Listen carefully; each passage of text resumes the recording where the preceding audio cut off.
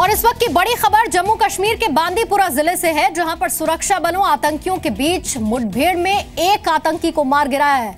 अभी तक की अपडेट यह है कि इस मुठभेड़ में सुरक्षा बल के 10 जवान भी जख्मी हुए हैं।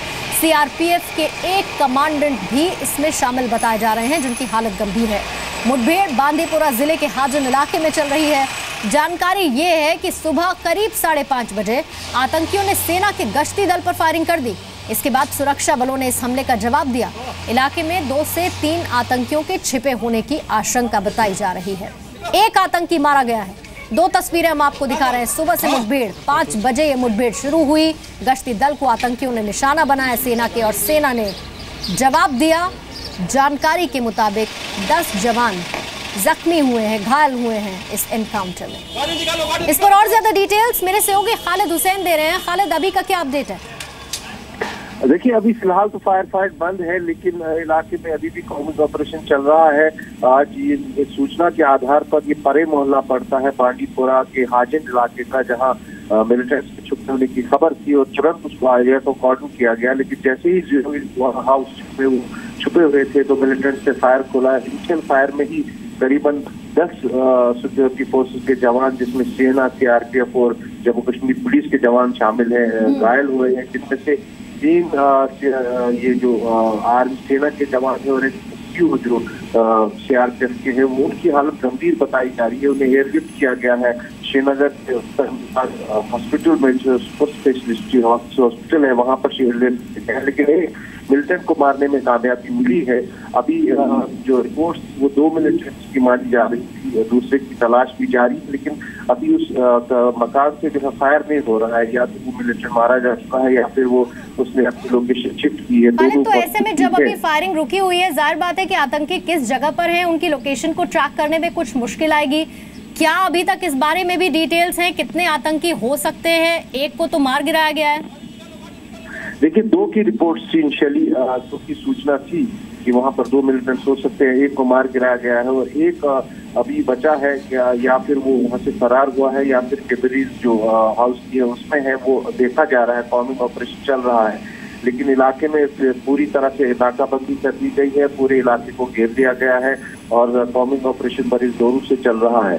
लेकिन इसमें 10 जवान जो है वो घायल हुए हैं, जिनमें 3 की हालत सेना के जवानों की गंभीर और सेना के जो लेकिन ये जो इलाका है, अभी कर्फ्यू जैसे हालात हैं इस इलाके में, और दूसरी तरफ ये रेसिडेंशियल इलाका है, गांव है, घर में छिपे हुए आतंकी, ये भी डिटेल्स मिल रही हैं। ऐसे में क्या इस बात का भी अंदेशा है कि कुछ सिविलियंस, नागरिक भी घायल हो सकते हैं इस फायरिंग में?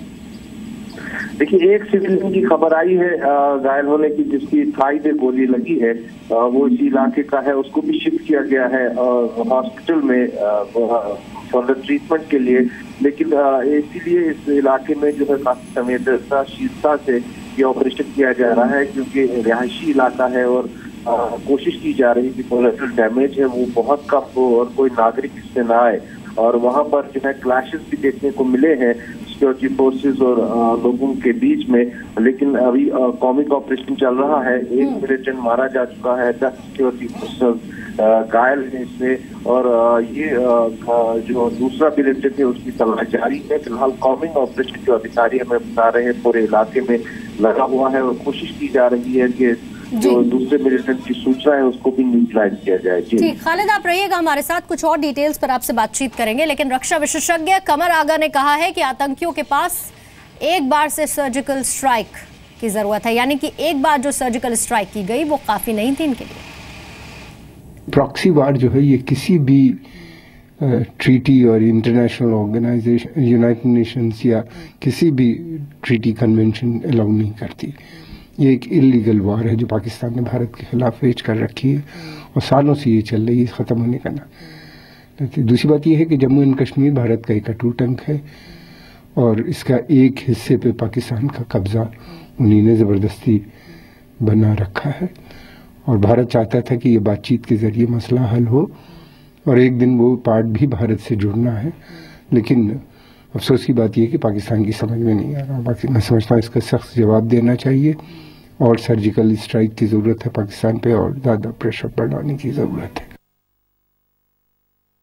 बांदीपुरा जो है बॉर्डर से बहुत दूर है श्रीनगर से लगभग 35 से 40 किलोमीटर नॉर्थ ईस्ट पर है। यहाँ से श्रीनगर से जो लेह की सड़क है वो जाती है, रोज ही कॉन्वॉयज की मूवमेंट होती है, तकरीबन सॉफ्टर टारगेट है और पाकिस्तान की कोशिश है कि तरस के माध्यम से, घुसपैठियों के माध्यम से इस इलाके के ऊपर, फौज के ऊपर ज़्यादा से ज़्यादा नुकसान किया जाए, क्योंकि पिछले 3 महीने में इसी इलाके में तीसरा या चौथा इनकाउंटर है।